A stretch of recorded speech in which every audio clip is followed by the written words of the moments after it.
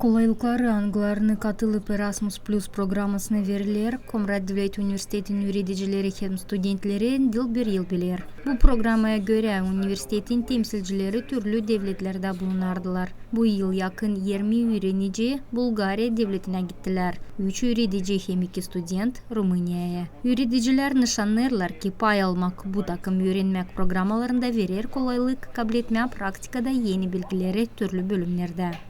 Да, они посетили Болгарию. Это уже второе посещение. Studentler şimdiden sonra ikinci sıra Bulgarya'ya giderler. İlk sıra Bulgar yaz gittiler. Bu yıl da ilerlettiler öğrenmeklerini. Ребята еще неделю, где продолжили свое обучение и подробно нам рассказали о тех тренингах, семинарах, которые они прошли. Важно то, что мы стараемся искать различные источники привлечения. Önemli biz savaşırız bulma investorların için ki onlar yardım ederler gitmeye aşırıya studentlere araştırmak işlerini geçirmeye. İyi biz bunu beceririz de yaparız.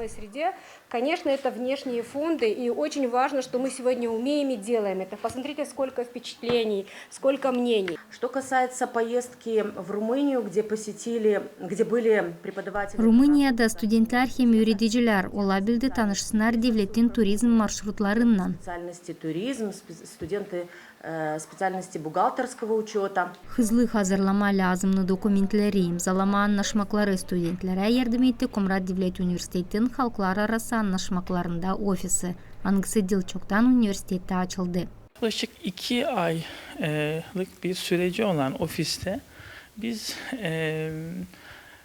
dünyanın değişik ülkeleriyle, Türkiye ile, Avrupa ülkeleriyle çeşitli projeler, çeşitli faaliyetler gerçekleştirmeye başladık.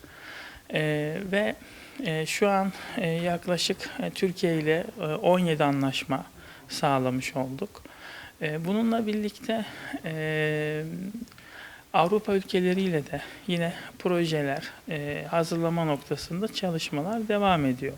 Bundan önce maalesef Komrat Devlet Üniversitesi bünyesinde bir dış ilişkiler koordinatörlüğü kurulmamış, gündeme gelmemiş.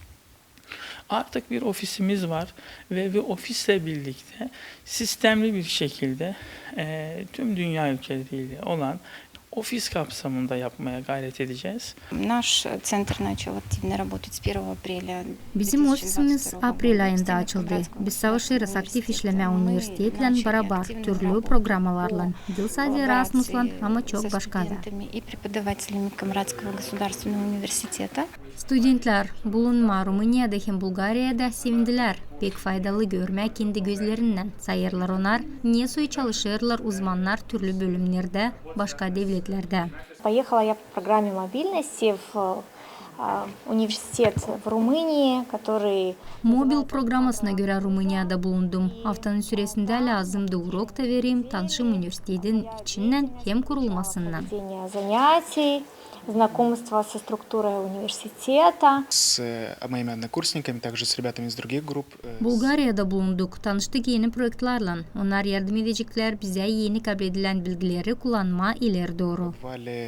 В поездке в Софии в Болгарии по проекту Erasmus+. В рамках этой поездки Rumeniya'ya gittik. Svetlana Genova projektini belli etti. Bağlı şarap marşrutundan iki devlet arasında. Gittik Vinzavoda da nerede gördük niye orada şarap hazırlanır. исследования были по поводу винного туристического маршрута между Румынией и Молдовой. Hep bu programaya göre yakın vakitlerde Rumeniya devletinden temsilciler gelecekler Gaguzya Komrat Devlet Üniversitesi'ne hem tanışacaklar bütün avtonomiyan kulturasının. Людмила Новак, Влад Табачук, Мария Казак, УГРТ Haberler.